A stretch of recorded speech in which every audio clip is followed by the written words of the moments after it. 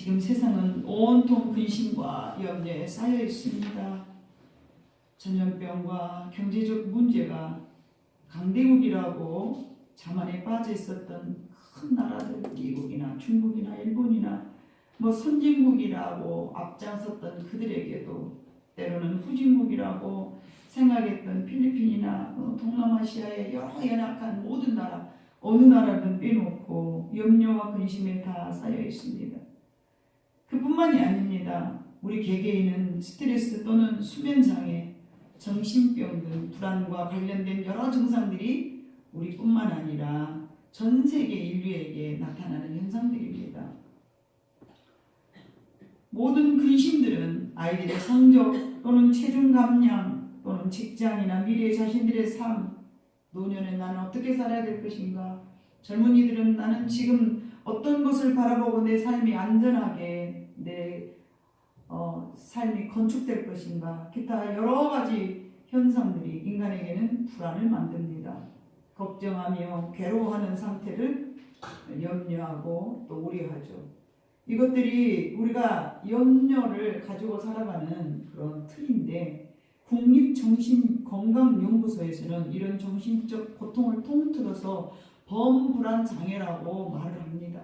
이 범불안장애는요, 때로는 전혀 이상이 없는 상태에서도 만성적인 불안, 그리고 과장된 걱정과 긴장이 어떤 특징이며, 이 범불안장애증을 가지고 있는 사람들은 걱정을 떨쳐버리지를 못합니다. 이런 염려증은 신체적 증상에 나타나는데 특히 피로감을 가지고 오고요, 두통을 가지고 오고요, 근육이 긴장되면서 근육통, 떨림, 경련, 과민, 또 발한, 안면 홍조 등이 나타난다고 합니다. 이 웹을 검색을 해보니까 불안이라는 단어를 검색한 그 검색 횟수가 1억 9천만 회, 불안을, 걱정에 대한 것이 6,300만 회, 횟수가 얼마나 높은지 몰라요. 우리의 모든 축복에도 불구하고 그것이 어리석은 일인 줄을 알면서도 이런 불안 장애 또는 염려 이런 것들에서 떨쳐버리지 못한 이유가 무엇일까요? 예수님은 오늘 본문 말씀에 본문 삼고 있었던 누가복음 12장을 봐보면 너희는 염려하지 말라는 말씀을 여러 가지로 많이 말씀하셨습니다. 내일 일을 염려하지 말라고 말씀하셨습니다. 이 말씀은 그냥 하나님께서, 예수님께서 지나가는 말로 하시는 것이 아니라 저와 여러분에게 명령하신 거예요. 걱정하지 마, 염려하지 마 라고 말씀하셨는데 왜 우리는 그 예수님의 명령에 복종을 하지 못하고 있는가? 예? 여러분 생각해 보세요. 우리 자녀들이 내가 뭔가를 이야기를 했는데 말을 안 들어봐요. 그럼 여러분 뭐라고요? 하여간 저것은 내가 뭐 말해도 듣더라네 그러잖아요. 하나님께서도 뭐라고 하실까요? 누구들은 왜 내가 말을 하는데 듣더라냐? 그래서 여러분, 성령의 귀가 있거나 믿음의 눈이 있는 사람들은 모든 상황 속에서 자기 자신을 뒤돌아볼 줄 아는 능력이 있는 줄로 믿습니다. 마태복음 6장 25절과 27절 봐보면요, 이런 말씀인데 우리가 너무나 잘 아는 말씀을 같이 읽어봅니다. 그러므로 내가 너희에게 이르노니 목숨을 위하여 무엇을 먹을까, 무엇을 마실까, 몸을 위하여 무엇을 입을까 염려하지 말라. 목숨이 음식보다 중하지 아니하며 몸이 의복보다 중하지 아니하냐. 27절, 너희 중에 누가 염려함으로 그 키를 한 자라도 더 할 수 있으리라. 오늘 본문을 봐보니까 26절을 봐보니까 그런즉 25절에는 너희 중에 누가 염려함으로 그 키를 한 자라도 더 할 수 있느냐라고 말씀하시면서 그 밑에 예수님께서는 답변을 하셨는데, 그런즉 가장 작은 일도 하지 못하면서 어찌 다른 일들을 염려하느냐. 하나님 보실 때는요, 키 크게 하는 것이 가장 작은 일이라는 거예요. 근데 저 여러분에게는 이 키 크게 하는 것을 이게 쉬운 일이 아니에요. 근데 하나님 보실 때는 키를 한 자라도, 눈곱만큼이라도 더 크게 하는 것은 매우 쉬운 일이라고 오늘 예수님 말씀하셨어요. 그런즉 가장 작은 일도 하지 못하면서 어찌 다른 일들을 너희는 염려하느냐. 예수님께서 염려하지 말라고 명령을 하셨습니다. 그럼에도 불구하고 우리는 그 명령에 불순종하고 있는 것이죠. 그 말씀을 들어도 되고 안 들어도 되고가 아니고 하지 말라 했으니까 아니야 그 다음 일이 우리에게 주어지거든요. 많은 사람들이 그래요. 왜 하나님은 내 기도를 안 들어주시는가? 여기 봐보니까 예수님께서는 하지 말아라. 내 명령이 네가 순종을 해라. 그러면 내가 이 모든 것을 다 너희에게 더하여 주리라 그랬어. 더하여 주리라. 더하여 주리라. 네가 구하지 않는 것까지도 내가 다 너희에게 더하여 주리라. 이건 명령이에요. 명령입니다. 루즈벨트 미국의 32대 대통령은요. 미국의 대공황 기간에 이런 말을 했는데 국민들에게 두려움을 극복하게 할 수 있는 방법을 말을 했어요. 근데 그가 무슨 말을 했냐면 우리가 두려워해야 할 것은 오직 두려움의 그 자체다. 이게 우리가 두려워해야 할 것은 먹을 것이 없어서 두려워하고 경제가 어려워져서 두려워하고 코로나로 인해서 내가 두려워하고 이런 문제로 두려워할 것이 아니라 두려움 그 자체를 너희는 두려워해라 그랬어요. 우리를 위협을 주고 있는 이 두려움은요. 삶이 두려움이 아니고요. 두려움 그 자체가 나를 두렵게 하는 거예요. 우리가 두려워야 할 것은요. 두려움 그 자체입니다. 근데 사람들이 그 구분을 못해요. 내가 왜 두려워하는가? 돌이 없으니까 두려워하지. 아니라니까요. 두려움이 있기 때문에 돌이 없을 때 두려워하는 거예요. 건강 염려를 하잖아요. 코로나 때문에 큰일 났어. 염려를 하잖아요. 이거는요. 내 안에 두려움이 있기 때문에 건강에 대한 염려를 하는 거예요. 원래 두려움이 없는 사람은요. 그것에 대해서 크게 두려움을 못 느낍니다. 그 두려움이 원래 여러분들의 마음속에 지배하고 있는 거예요. 필요 이상으로 두려워하는 거예요. 사람마다 다 달라요. 어떤 사람들은 건강에 대한 것만 하면 막 발끈해갖고 두려워하고요. 어떤 사람들은요. 물질, 건강은 괜찮아. 근데 물질에 대한 건 엄청 걱정하고요. 어떤 사람들은요. 또 다른 건 다 괜찮은데 자식에 대해서 그렇게 걱정을 해버려요. 다 달라요. 다 다릅니다. 다른데 그 원인, 뿌리를 보면 저는 기도하면서 수십 년 기도를 하면서 그 뿌리가 있더만요. 뿌리가 있어요. 왜 이 사람은 이 부분에서 걱정을 하는가? 어떤 사람들은 왜 이게 생명에 대해서 유독 위협을 느끼는가? 그 보면 뿌리로 올라가 보면 반드시 그 원인이 있더라고요. 맨날 산에 가서 기도하다 보니까요. 기도하면서 그 뿌리를 찾게 됐어요. 왜냐하면은 내가 내 스스로 안 하려고 해도 안 되지를 않아. 근데 그 뿌리가 있는 거예요. 뿌리가. 그 뿌리가 어딘가? 여러분 심어놨으니까 거둘 거 아니고 뿌리가 있을 거 아니에요. 그 뿌리를 찾아서 조상으로 대대로 올라가 보면 그런 이유가 있더라고요. 그 이유를 내가 알게 되면서 모든 사람이 가서 적용을 시켜봤어요. 어떤 사람은 그냥 생명에 대한 위협을 많이 느껴요. 그러면은 하나님 앞에서 그쪽으로 내가 이게 관심을 갖고 그쪽으로 내가 또 이렇게 하나님 앞에 이게 뭐 있다라고 관심을 가지고 하나님 또 항상 열어주시는데 이 가정에는 생명의 위협을 받을 수 있는 어떤 그때 사건이 있었단다. 그러면서 그때 그 사건에 부모로부터 받은 유전인데 내가 그러지 않았더라면 그 부모라도 반드시 있는데 그 부모가 예를 들어서 옛날에는 아이들이 잘 죽었잖아요. 7명, 9명 나가지고 의사가 잘 안 되고 그러니까 물에 빠져 죽거나 막 어디 가서 죽거나 그래. 자식을 잃어버렸던 그 부모는요. 생명에 대한 위협을 굉장히 느껴버려요. 나는 한 번도 그런 경험이 없는데 내 엄마가 그런 아픔을 가지고 있는 상태에서 내가 잉태를 했기 때문에 그게 다 나한테 자리 잡고 있는 거예요. 우리가 두려워해야 될 것은 오직 그 두려움 자체인 줄로 믿습니다. 우리가 12장 본문으로 다 읽기는 너무 많아서 이렇게 다 이렇게 본문으로 정하진 않았지만 여러분 4절부터 7절까지를 봐보면요. 누가복음 12장 4절로 7절을 한번 봐봐요. 방송부 뭐예요?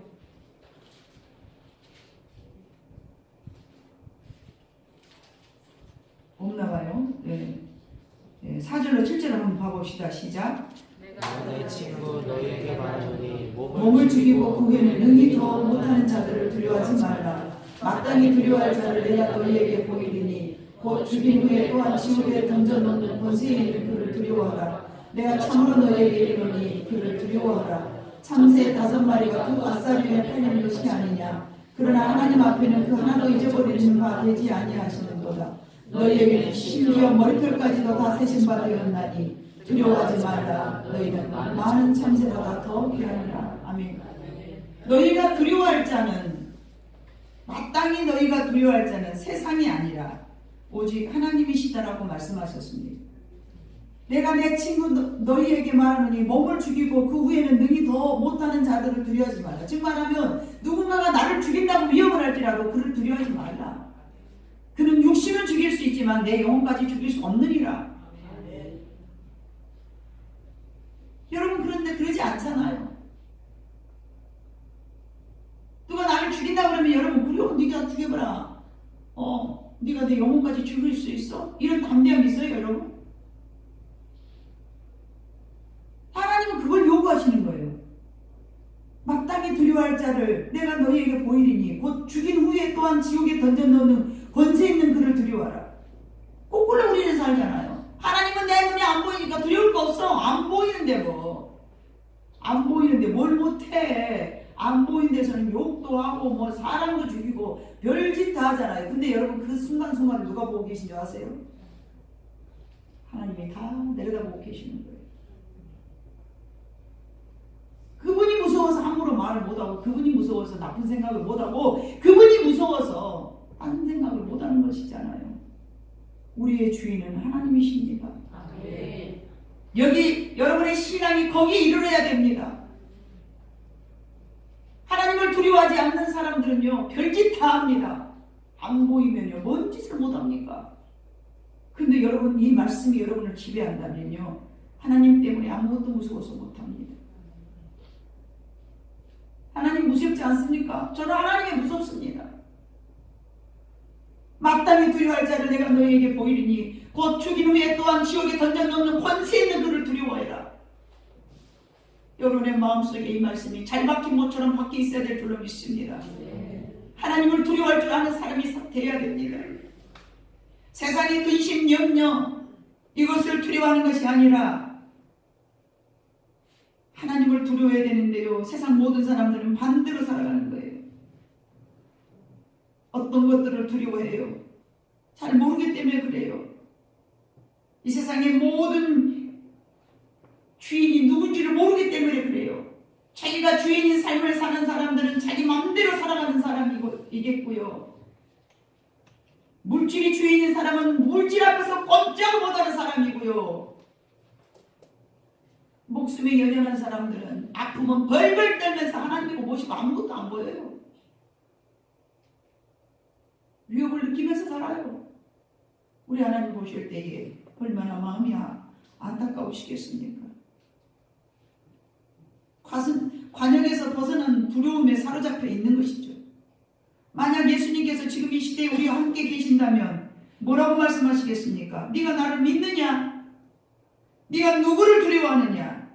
네가 무엇을 염려하느냐? 라고 물으심으로 저희를 책망하실 줄로 믿습니다. 내 안에 있는 두려움을 우리는 두려워해야 합니다. 내 안에는 어떤 것에 대한 두려움이 존재하고 있는가? 내 안에 존재하는 두려움이란 여러분 무엇 때문에 이미 있습니까? 바로 죄악 때문에 우리 마음속에 두려움이 있습니다. 죄를 지은 인간은 세상을 보고 두려워할 수밖에 없습니다. 그러나 하나님이 우리를 지배한다면 그 어떤 상황에서라도 두려움에서 벗어날 줄로 믿습니다. 내 안에 존재하는 두려움이란 정말 죄악의 문제인 것입니다. 두려움은 죄를 지은 인간에 있는 마음이기 때문에 그 본성을 하나님 앞에 고백하면서 하나님, 나는 이 세상에 살아가면서 늘 두려워 살고 있습니다. 늘 두려움에 빠져가고 있습니다. 이 두려움을 벗어버리게 하여 주시옵소서. 하나님의 말씀을 순종하지 않았던 아담에게 두려움이 임했고요. 그렇기 때문에 이 두려움의 원인은 아담 때부터입니다. 올바른 생각을 가진 그리스도인들은 오직 하나님만 두려워해야 합니다. 이것은 세상을 이길 수 있는 유일한 방법이며 수단인 줄로 믿습니다. 하나님만을 두려워하라고 우리가 읽었던 누가복음 12장 4절로 7절에 가보니까 분명히 예수님께서는 우리에게 말씀하셨습니다. 하나님을 두려워하면 세상이 그 어떤 것들도 두려워하지 않게 될 수 있습니다. 하나님만을 두려워하고 살아간다면요, 세상의 그 어떤 것들에 대한 두려움에서도 우리는 극복하고 이겨나갈 줄로 믿습니다. 참된 그리스도인이 되기 전에는 내가 다른 사람들에게 어떻게 비추이는가, 그것이 중심적이었다면 이제는 모든 일 가운데서 하나님이 나를 어떻게 보시는가, 그것을 여러분이 중요하게 생각한다면 하나님을 두려워한다면 이 거룩한 두려움은 우리에게 올바른 삶의 균형을 가져다 줄 줄로 믿습니다. 세상에 속한 사람들은 세상의 모든 것을 두려워하지만 올바른 생각을 가진 그리스도인들은 오직 하나님만을 두려워하는 것이 이것이 우선이 되어야 됩니다. 그것이 물질관이든 그것이 인간관이든 어느 것이든 하나님을 두려워야 합니다. 그러면 다른 무엇도 두려워할 필요가 없습니다. 처음 하나님을 만났을 때는 사람에 대한 두려움이 점점 우리 안에 있다 할지라도 벗어나게 될 것이며 사람들에 대한 시선이 이제는 자유로워지는 것입니다. 시편 64편 1절에 봐보니까 다윗이 이렇게 고백했습니다. 하나님이여 내가 근심하는 소리를 들으시고 원수의 두려움에서 나의 생명을 보존하소서. 사실은 다윗도 처음에는 하나님을 의식하고 살지만 사람에게도 두려움을 느꼈다는 얘기죠. 그러나 다윗은 하나님을 생각하면서 하나님을 의지하면서 하나님만을 두렵게 생각하면서 사람에 대한 두려움에서 벗어난 줄로 믿습니다. 장애를 가지고 살아가는 한 하나님의 종이 있었습니다. 그 사람의 이름은 스덴거슬이라는 분인데 목사님이었어요. 그 사람은 장애를 가지고 있었어요. 그래서 하나님을 많이 사랑하기 전에는 항상 세상 사람들이 나를 어떻게 바라보는가 그것에 초점이 맞춰 있었습니다. 그런데 하나님을 두렵게 생각하면서 하나님이 나를 어떻게 보실까에 관심을 갖게 되면서 차츰 사람이 나를 어떻게 보고 있는가에 대한 두려움에서 자유를 갖게 되었다라고 고백하였습니다. 그는 그렇게 말했습니다. 나는 오랫동안 다른 사람들로부터 얻으려 했던 많은 것들, 즉 사람으로 얻으려 했던 사람으로부터 얻으려 했던 우정 또는 사람으로부터 받으려 했던 존경, 내가 하나님만을 생각하고 두려워하고 살아가자 내가 얻으려 했던 그런 것들이 다 내 것이 되었음을 알게 되었다. 하나님을 두렵게 생각하고 하나님만을 섬겼더니 내가 사람들로부터 세상으로부터 얻으려 했던 그 모든 것들이 자연스럽게 얻어졌다는 것입니다. 하나님의 진리는 언제나 역설적입니다. 세상을 두렵게 보던 내가 하나님을 두렵게 볼 때에 세상에서 자신감을 넘치는 사람으로 삶으로 살아가게 된다는 것입니다. 그러나 반대로 하나님을 생각하지 아니하고 세상에서만 내가 뭔가를 얻으려고 생각한다면 항상 나는 세상에서 두려움을 가지고 살아가면서 하나님보다는 세상 앞에서 뭔가 얻으려 했던 나의 모든 것들은 수포로 돌아가는 것입니다. 얻으려 할 때, 얻으려 지으려 할 때 오히려 지고자 했던 손이 움켜질지라도 더 얻어진 것이 없지만 하나님 앞에서 나의 모든 것을 펴드릴 때에 더 넉넉한 삶으로 하나님이 우리에게 허락해 주신다는 것입니다. 항상 진리는 역설적입니다. 나의 시선이 하나님을 주시할 때에 하나님 안에서 문제들이 해결되고 다른 사람들에게 관심을 가질 감정적 에너지가 생기는 것입니다. 그래서 주님은 말씀하셨습니다. 너희는 먼저 그 나라와 그의 의를 구하라. 그리하면 이런 것들을 다 너희에게 더하시리라. 오늘 본문 12장 31절 말씀에 그렇게 말씀이 기록되어 있습니다. 다 같이 한번 읽어봅니다. 시작. 다만 너희는 그 나라와 그의 의를 구하라. 그리하면 이런 것들을 너희에게 더하시리라. 이런 것들이 무엇입니까? 먹을 것, 마실 것, 입을 것 뿐만이 아니라 내가 인정받는 것, 내가 사랑받는 것, 내가 외로움과 고독 속에서 살아가고 있는 그 모든 것들, 내가 쓸쓸하고 외롭고 누군가가 내 옆에 아무도 없는 것들, 내가 쫓아갈 때는 항상 내가 초라하고 보잘것없지만 다 내려버리고 하나님만을 주시하면서 하나님만을 두렵고 떨리는 마음으로 섬길 때에 하나님께서는 이 모든 것을 우리에게 더하여 주신다라고 이렇게 약속의 말씀으로 주셨습니다. 예수님은 너희가 두려워하지 말라 12장 4절 7절 중에 6절에 봐보면요 이런 말씀이 있습니다. 6절 아무것도 여러분 4절 6절 봐봅니다. 참새 5마리 시작. 참새 5마리가 그 왓살 위에 팔리는 것이 아니냐. 그러나 하나님 앞에는 그 하나도 잊어버리는 바 되지 아니하는도다. 아멘. 참새 5마리가 두 왓살 위에 팔리는 것, 이것도 하나님의 계획 안에서 이루어진다는 것이죠. 심지어 너희에게는 머리털까지도 다 세신 바 되셨다. 이건 뭐예요? 하나님께서 정말 우리의 모든 상세한 내용을 다 알고 계신다는 얘기예요. 참새 한 마리도 이렇게 얼마에 팔리고, 참새 한 마리 얼마나 될까요? 하나 쌀이오는요, 우리가 하루 품삯의 10분의 1밖에 안 된다고 그래요. 몇 푼 안 되는 것 참새가 팔리는 것도 하나님은 다 알고 계신다는 거죠. 하물며 그런데 우리가 어떻게 살아가는 것을 왜 모르시냐는 건데, 왜 우리가 근심하고 염려하는 걸 하나님께서 안 들어주실까요? 안 들어주신 것이 아니라 우리가 먼저 하나님 말씀에 선행돼야 될 것이 이루어지지 않고 있기 때문에 그러는 거예요. 다시 한번 여러분 말씀을 역으로 거꾸로 가보자 치면요, 하나님께서 에덴 동산을 우리에게 허락해 주셨는데 우리가 죄를 지면서 하나님 말씀에 불순종하고 살았어요. 그래서 하나님은 하나님의 말씀을 다시 한번 제정을 하셨는데, 예? 노아의 홍수가 일어난 후에 하나님께서 무엇을 우리에게 제정하여 주셨다고요? 힘든 대로 거두라. 이 힘든 대로 거두는 것은 우리가 뭐 여기 했으니까 여기 거두고 이것뿐만이 아니라 네가 믿음으로 말씀에 순종을 했으면은 그 네 말씀에 순종하는 대로 네 삶이 달라진다는 얘기도 포함되는 얘기예요. 염려하지 말라 그랬으면은 안 해야 내가 얻어지는 거예요. 힘든 대로 거둔다 그러니까 뭐 남에게 나눠준 것만 여러분 그 힘든 대로 욕 했으니까 욕 얻어먹고 이런 것만 생각하면 안 돼요. 물론 그것도 얘기했지만 내가 말씀에 순종할 때 내 안에 얻어진다니까요. 말씀의 순종이 먼저 선행이 되어야 돼. 후 복이 온다고요. 이해가 가십니까? 하나님의 말씀에 불순종하면서 무슨 복이 오냐 말입니다. 말씀의 순종이 선행되어야 됩니다. 그게 바로 심는 대로 거둔다는 원리의 말씀에 다 포함되어 있는 말씀입니다. 제가 기술이 부족해서 여러분 상세하게 낱낱이 이런 부분들까지 말씀을 가르치지 못했다면 제가 회개해야 되겠죠. 이 심음의 법칙이라는 것은요, 내가 하나님의 말씀에 선행됨이 반드시 뒤따라야 됩니다. 내가 하나님의 말씀에 불순종했는데 무슨 복이 옵니까? 하나님 왜 내 기도를 안 들으세요? 네가 하나님 말 안 들었냐? 왜 저 사람은 복 주고 나는 안 주? 네가 한 게 없잖아. 네가 한 게 없잖아. 봉사는요, 하나님의 말씀에 순종하고 살아가는 사람들이 덤으로 하는 것이에요. 그거 해놓고 복 달라고요? 아니요. 하나님은 말씀에 순종이 먼저 돼야 됩니다. 하나님의 명령에 먼저 순종을 해야 됩니다.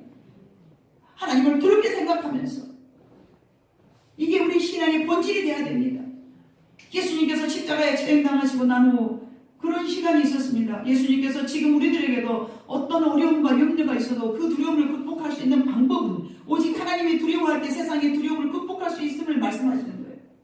두려워하지 마라. 그러면은 내가 가지고 있는 그 두려움과 싸워야 되는 거예요. 언제까지요? 피 흘리기까지요. 죄와 싸우되 너희가 피 흘리기까지 싸워라. 수고도 안 하고 노력도 안 하고 얻어질 것이를 뭘 기대합니까, 여러분? 내가 수고하고 노력을 해야 뭐 얻지 않습니까? 네? 수고 없이 얻어진 게 뭐 있냐 말입니다. 어떤 사람들은 그래요. 저는 참 답답한 사람들을 많이 봐요. 누구라고 지적할 수는 없지만 노력도 안 하고 뭐 하나님 앞에 뭐 얻을 걸 막 생각하는 거예요. 또 어떤 사람들은 육신으로 좋게 일만 하고서 내가 뭐 얻을 걸 생각해요.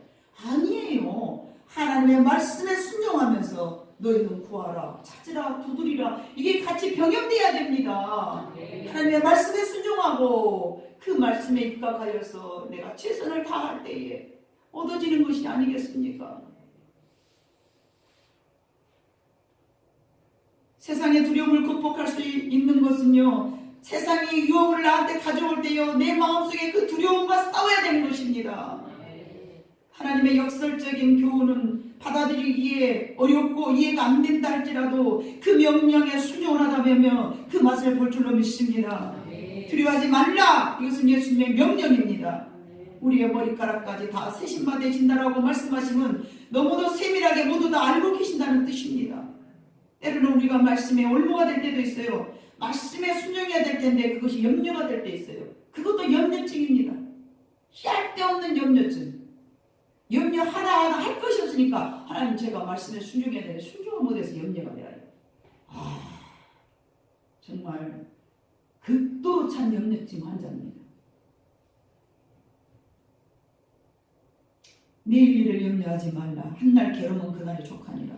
내일 것을 염려한다는 것은요, 우리는 지혜라고 말하지만요, 하나님은요, 내일 것은 내일 염려하라 그랬어요. 우리가 염려하는 것은요, 한 번도 염려 안 하고 살 수는 없어요. 그러나 염려하는 것도 혈기내는 것도 다 시간이 제한되어 있는데 한날 그날에 족하라는 거예요.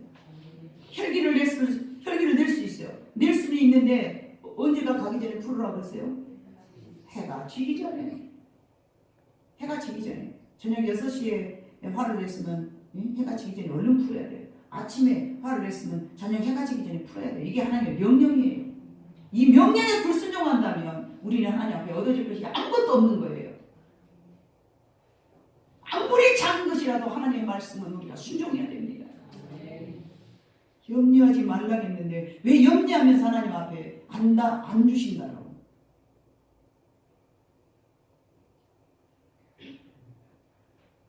한날 괴로움은 그날에 족하니라. 내일 걱정은 내일 하라는 거예요. 오늘까지만 끝해. 오늘까지만 끝하고 오늘은 그냥 기도하는 거예요. 누가복음 12장 오늘 본문의 말씀 22절로 31절에 봐보면요. 쭉 봐보면요. 제자들이 너희들이 무엇을 먹고 마태복음에 있는 말씀하고 똑같은 말씀이에요. 근데 조금 다르게 표현되어 있죠. 23절 목숨이 음식보다 중하고 몸이 의복보다 중하니라. 까마귀를 생각하라. 심지도 아니하고 거두지도 아니하며 골방도 없고 창고도 없을 때 하나님이 기르시나니 너희는 새보다 얼마나 더 귀하냐. 아멘이십니까? 아멘. 우리는 새보다 더 귀하다는 거예요. 새보다. 또 너희 중에 누가 염려함으로 그 키를 한 자라도 더 할 수 있느냐? 그런즉 가장 작은 이런 일도 못하면서 무슨 다른 일들을 염려하느냐? 백합화를 생각해봐라. 실도 만들지 않고 짜지도 아니하느니라. 그러나 내가 너희에게 말하노니 솔로몬의 모든 영광으로도 입은 것이 이 꽃 하나만큼도 훌륭하지 못하다. 아무리 네가 이쁘게 치장을 했어도 백합화 한 송이 걔들은 뭐 걱정도 안 하지만 아름다운 그 옷을 입지 않냐. 아무리 솔로몬의 영광 얼마나 금으로 치장하고 얼마나 이쁘게 했지만 솔로몬의 그 모든 영화보다도 이 백합화가 하나님 보실 때는 못하다는 얘기예요. 오늘 있다가 내일 아궁에 던져지는 들풀도 하나님이 이렇게 입히시거든. 하물며 너희일까 보느냐. 믿음이 작은 자들아. 백합화도 내가 다 입혀고 먹이는데 하물며 내가 너희일까 보느냐. 너희는 무엇을 먹을까 무엇을 마실까 구하지 말며 근심하지도 말라. 이 모든 것들은 세상 백성들이 구하는 것이라. 너희 아버지께서는 이런 것들이 너희에게 있어야 할 것을 아시느니라. 다만 너희는 그의 나라를 구하라. 그리하면 이런 것들을 너희에게 더하시리라. 아멘. 아멘. 공중의 새를 보라. 들의 백합화를 보라. 내일 아궁에 던져질 들풀을 보라. 이 믿음이 좋은 자들아. 책망하신 거예요. 너희의 있어야 할 것들을 다 알고 계시느니라. 한날 괴로움은 그날에 족하니라. 오늘 고생스러운 일은 내일까지 미래까지 염두에 가면서 염려하지 말라고 말씀하시는 것입니다. 내일 아궁에 들어갈 들풀은 하나님이 이처럼 입히시는데 무엇을 염려하느냐. 너희는 이 풀보다 귀하고 새보다 귀하단다. 우리는 모두 하나님의 것인 줄로 믿습니다. 새를 먹이시고 기르시는데 우리는 더욱더욱 하나님의 것인 줄로 믿습니다. 아빠 것도 아니에요. 엄마 것도 아니에요. 나의 것은 더욱 아냐요. 나는 하나님의 것이랍니다. 5살, 6살 유치원에게 가르쳐준 아이들의 동요죠.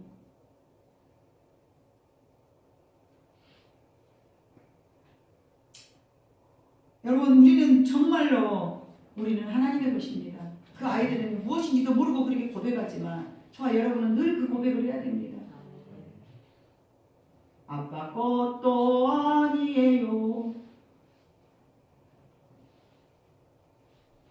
여러분은 물론 우리는 많은 계획을 세우고 일도 해야 되지만 결과는 하나님께 맡겨야 됩니다. 하나님은 왜 어린아이 같아야 된다라고 말하였을까요? 왜 하나님은 어린아이와 같아야 천국을 소유한다고 그랬을까요? 아이들은 우리보다 근심이 없기 때문입니다. 아이들은 우리보다 염려가 없기 때문입니다. 많은 근심을 갖고 있는 사람들은 어른들입니다. 그래서 천국은 어린 아이들의 것이라고 말하였습니다. 생각이 많으면 번민이 많으니라. 잠언의 말씀입니다. 염려가 많은 사람들은 병이 많습니다. 위궤양, 편두통, 우울증, 심장마비, 근육 긴장, 우라통, 수면장애, 집중력 장애 등 염려로 인해서 생긴 질병입니다. 생각이 많은 사람들은 그렇습니다. 하나님은 이런 말씀도 하셨습니다. 나는 조금만 고통을 주었으나 너희는 힘써서 고통하느니라. 왜 그럴까요? 염려가 많으니까 그러죠. 하나님은 염려하지 말라고 말씀하시고 우리에게 무책임하시는 분은 아니신 줄로 믿습니다. 인간은 사람을 말해놓고 책임을 안겨주는 것이 인간이지만 하나님은 말씀해 주시고 책임을 신실하게 지시는 분이십니다. 빌립보서 4장 6절에는 이런 말씀이 기록되어 있습니다. 아무것도 염려하지 말고 다만 모든 일에 기도와 간구로 너희 구할 것을 감사함으로 하나님께 아뢰라. 이거는 뭐예요? 이미 얻어진 줄 알고 내 기도가 다 이루어진 줄 알고 하나님 제게 이런 일을 주세요. 이런 일을 주세요. 이런 일을 주세요. 라고 기도하면서 너는 하나님께 너의 소망을 아뢰고 너의 문제를 아뢰고 너의 근심을 아뢰고 너의 염려를 아뢰라. 이렇게 말씀하신 것입니다. 마귀는 항상 우리에게 근심 걱정으로 우리를 위협합니다. 죄가 간영한 이 땅은 온통 염려 투성입니다. 우리가 두려워할 것은 오직 그 두려움 그 자체임을 인식해야 될 줄로 믿습니다. 두려움은 사탄의 지배에 속합니다. 요한일서 4장 18절에는 이런 말씀이 있습니다. 같이 읽어봅니다. 사랑 안에 두려움이 없고 온전한 사랑이 두려움을 내어줬다니 두려움에는 형벌이 있음이라. 두려워하는 자는 사랑 안에서 온전히 이루지 못하느니라. 사랑 안에는 이 사랑 안에라는 것은 무엇일까? 여러분 벽면에 보면 여러분 입장에서 보면 왼쪽 저는 오른쪽 보면 하나님은 누구시라? 하나님은 누구시라? 하나님은 사랑이시라. 사랑 안에 두려움이 없고 이 말은 물으면 하나님 안에는 두려움이 없고 여러분이 온전한 하나님의 사랑을 느낀다면 하나님께서는 우리의 두려움을 내어 쫓아주신다는 얘기입니다. 두려움 자체는 이미 뭐가 있습니까? 두려움 자체는 이미 뭐가 있다고 말씀하셨습니까? 형벌이 있다고 말씀해요. 형벌이. 두려움에는 형벌이 있느니라. 두려워하는 자는 사랑 안에 온전히 이루지 못한다. 두려움 안에 있는 것은요 사탄 안에 지배 아래 있는 것이고요 사랑 안에 있는 것은요 하나님의 두려움이 없는 삶을 살아간다는 거죠. 하나님 안에 우리가 들어가 있으면요 두려움이 없고요 염려가 없고요 하나님 밖에 가면요 두려움이 있는 거예요. 두려움 그 자체가 형벌이라고 저렇게 말씀하셨습니다. 이보다 더 명쾌한 답은 없습니다. 여러분이 하나님의 품 안에 완전히 거한다면 여러분의 모든 삶은 평안인 줄로 믿습니다.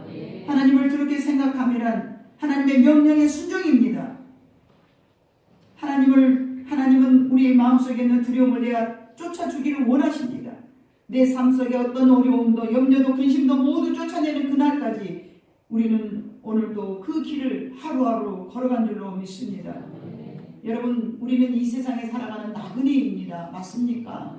집 나가면 개고생이죠. 그죠? 우리는 이 땅에 살고 있기 때문에 개고생인 거예요. 왜요? 나그네이기 때문에 그렇습니다. 저 영원한 초소에 들어가면 우리 지금 이 땅에서 사는 고생은 없습니다. 지금 이 땅에서 사는 염려도 없습니다. 저 영원한 곳에 가면요 아무 근심과 염려가 없어. 왜요? 그가 우리 집이니까. 나의 집. 근데 이 땅은 나그네로 살아가기 때문에 참 여러 가지가 불편한 것이 많습니다. 나그네의 삶 만족할 수밖에 불만족스러울 수밖에 없는 일이고 우리는 어리석게도 이곳에서 만족을 찾고 있지만 나그네는 집이 아니기 때문에 만족은 얻을 수 없습니다. 여러분 내 마음속에 있는 그 어떤 것들도 불편하다 할지라도 불평을 하지 맙시다. 염려도 하지 맙시다. 나그네의 길이니 불편할 수밖에 없으려니 이렇게 생각하면서 하루하루를 살아갈 때에 나그네에 살아가는데 무슨 안전함이 있겠습니까? 영원한 곳에 가면은 절대 안전한 곳이니 그곳을 바라보면서 하나님을 두렵게 생각하면서 하나님의 사랑 안에 여러분들이 흠뻑 감싸이는 여러분 모두가 되시기를 주님의 이름으로 부탁드립니다. 모든 것을 하나님 앞에 다 맡기고 내 마음속에 있는 그 두려움을 여러분들은 싸워서 찾아내서 늘 이겨내고 승리하는 여러분 모두가 되시기를 주님 이름으로 축복합니다. 기도하시겠습니다. 사랑 많으신 아버지 하나님, 우리는 두려움 속에 살면서 마치 그것이 마치 당연한 양 그 두려움을 아버지 내가 해결해 보려고 합니다. 그러나 하나님 아버지 우리 힘으로는 해결할 수 없습니다. 오직 하나님의 품 안에 우리가 거하는 그 길밖에 없습니다. 하나님 문제를 직시하지 말게 하시고 하나님을 바라보면서 하루하루를 살아가면서 지혜롭게 신앙이 성장할 수 있는 새가 성도들이 다 되기를 간절히 소망합니다. 두려움 속에 빠져 살 수밖에 없는 연약한 우리들이지만 하나님을 바라보고 하나님을 두렵게 생각할 때에 모든 나의 두려움은 잠재워질 것입니다. 하나님 이제는 아버지 하나님을 바라보면서 두려움과 싸워서 아버지 하나님 기쁨을 되어드리는 나의 삶이 하나님 앞에 기쁨이 되어드리는 그런 삶을 살기를 진심으로 원합니다. 지금은 흔들거릴 수밖에 없는 믿음이지만 알곡이 채워져가는 아버지 하나님의 그런 시간이 있으리라 믿습니다. 지금은 연약하지만 나중에는 아버지 하나님이여 성장할 것을 기대하면서 하나님 지금도 우리에게 영원한 사랑으로 비춰주고 계시오니 하나님을 응시하면서 우리의 삶에 대한 모든 두려움을 이겨낼 수 있는 새바 성도들이 다 되게 하여 주실 것을 믿사오며 예수님의 이름으로 기도 올렸습니다. 아멘. 찬송가 365